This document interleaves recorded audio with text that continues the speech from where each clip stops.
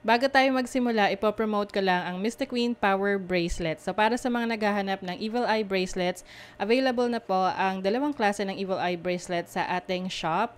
So meron tayong Selenite Evil Eye at Obsidian Evil Eye Bracelet. So parehas lang merong protection and cleansing properties. Ang kaibahan nga lang is ang Selenite is nagre-recharge rin siya ng mga crystals and semi-precious stones na kasama niya. So pwedeng isuot nyo to alongside with other bracelets and i-recharge din niya yon. Ayan. And marami rin tayong iba pang mga bracelets dito for protection and also for healing, attraction ng money, love, and prosperity. Ayan. So, lahat po yan nasa aking online shop. Pakicheck nyo na lang po. Lahat ng link ay nasa description. Happy shopping! Leo, hi! Welcome to Mr. Queen PH. At ito ay isang timeless love reading for you. So, anytime na mapanood nyo to, as long as makaka-resonate kayo, this reading is for you. Ayan. And this is a general reading, so maaari kayong makarelate. Maaring hindi, just take what resonates. Panoorin nyo rin yung Sun, Moon, Rising, and Venus signs ninyo para sa iba pang mensahe. Meron tayong video na nagpapaliwanag tungkol doon. Link on the description. And thank you so much sa lahat ng sumusuporta dito sa ating channel. Just a reminder that you have the power to create your own reality. So gamitin nyo lamang ang reading na ito bilang gabay. Okay, so let's see, Leo, what's going on sa inyong love life? What's going on sa love life ng mga Leo? What's going on? 7 of Wands. Ayaw na. Merong nagpipigil. Oo. Parang alam niyo yung, tukso, layuan mo ako. Uy. Someone is hurt. Merong nasaktan. And ayaw na niya na maulit yon. Kahit na may nagtatry pa rin na ayusin yung relationship, may nagre-reach out, pero maaring kayo, ayaw nyo na. Kasi na-hurt kayo. May nagtatampo. Yung iba tampo, yung iba naman galit na. Oo. Ten of Pentacles. Some of you, maaring naging asawa nyo or family member. Pwede rin na you are trying to protect the energy of your family, no? Kaya nire-resist nyo to.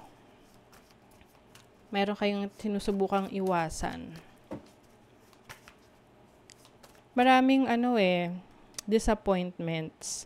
Pwedeng may mga pangako to sa'yo, pero hindi niya natupad. And ngayon, bumabalik at sasabihin na, eto na, totoo na, bibigay ko na. Ngayon, isip nyo, I don't know, bibigay ko ba? Parang you're still trying to guard yourself, no? Ano ba yung nangyari?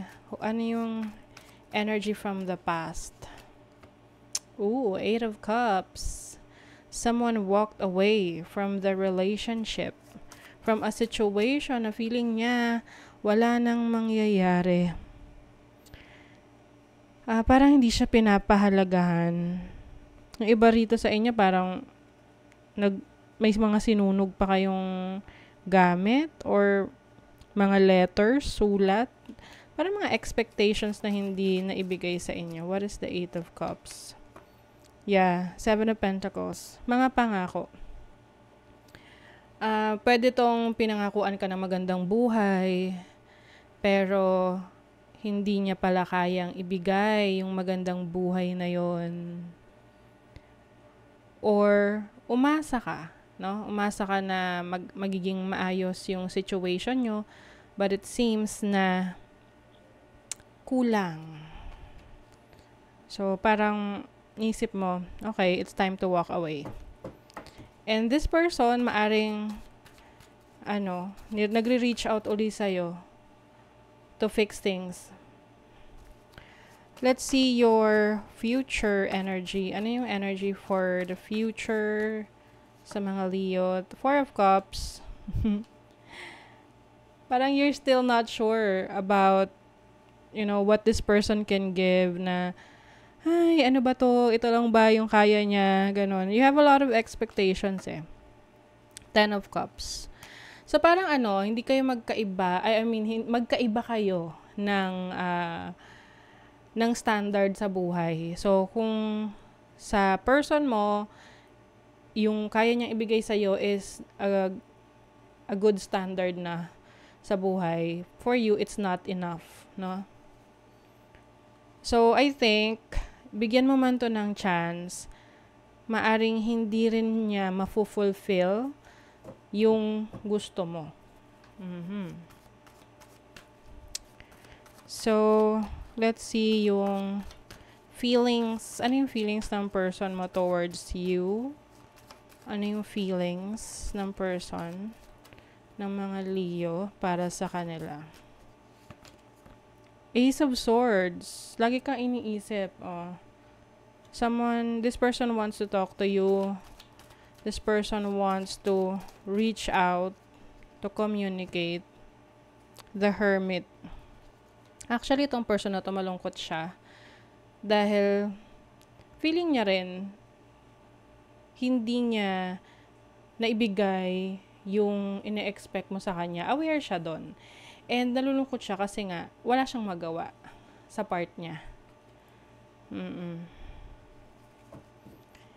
And ngayon, nagsi-self-reflection siya na, tama ba to? Kailangan ko na bang mag-move on? O ipaglalaban ko pa ba si Leo? Ganon. So, ano yung feelings naman ng mga Leo towards this person? 7 of Swords. Okay. And Temperance. Alam nyo, ang nasa-sense ko rito is, maaring bibigyan nyo to ng chance, pero hindi siya yung buong-buo na chance. Alam mo yun na parang may bahid na, may lamat na. I don't think na you will still have the same feeling with this person, lalo na hindi niya naibigay yung gusto mo or hindi niya na-fulfill yung promise niya sa'yo or hindi niya na-improve yung situation ng relationship ninyo. So, parang lagi mong isipin na ano na sana yung dapat na naabot ninyo together kung naging maayos lang yung ginawa niya sa relationship nyo. Okay, so tinan pa natin. Ano yung energies ng relationship na to? Ng Leo. Ano yung energies sa relationship or connection nito ng Leo? Open-minded. Kailangan daw maging open-minded ka sa relationship na to, sa kung anong kayang ibigay ng person na to sa'yo. Pero kung hindi mo talaga yon matatanggap, then I think you just have to move on. Codependency, meron ditong umaasa doon sa other person. Pwedeng toxic yung situation ninyo. Pwedeng meron kayong anak. Or parang isa yan sa reason bakit you have a lot of expectations sa bawat isa because of a child. Pwedeng isa sa inyo may anak or main concern yan sa relationship ninyo. Kaya nagkakaproblema. So, tinan natin yung feelings. Anong gustong sabihin ng person mo? Parang hindi naman sa lahat to, no? But I'm seeing here na gusto ng person mo na tanggapin mo na meron na siyang anak sa iba, or it's the other way around, na matanggap ng person mo yung anak mo. Pwedeng ganon. So, let's see yung gustong sabihin. Oh my God. Have my kids, I want to have a family with you. I know you'd be an amazing parent and I dream of the day I can experience raising a family together. Oh, okay. So, maaring isa sa inyo gusto magkaroon ng anak and the other person doesn't want to have kids. Baka yan yung reason. Baka may trauma. Let the past go. Can we rewind time and go back to before we were both broken down by life? Our past hold us back from our future. Letting go of the past. Kailangan i-let go nyo na daw. Father wounds. My father is a big influence on my behavior. Now, as an adult, I have challenges with connecting to the divine masculine energy within me and externally. Oh, may daddy issues pala. Kaya siguro merong issue with children as well. Pwedeng isa sa inyo, merong daddy issues. Appreciate this moment. Every situation is an opportunity to grow and find love. So, it's a matter of acceptance, no? Kung talagang gusto mo tong taong to, you will accept kung ano yung kaya niyang ibigay. But kung hindi, then you just have to move on, move forward, and let the person know the truth. Okay? Yung katotohanan. So, that is your reading, Leo. Kung nagustuhan nyo ito, naka-resonate kayo, mag-comment kayo dyan, like, share, subscribe para lagi kayong updated sa ating mga readings. Thank you so much, Leo. See you again.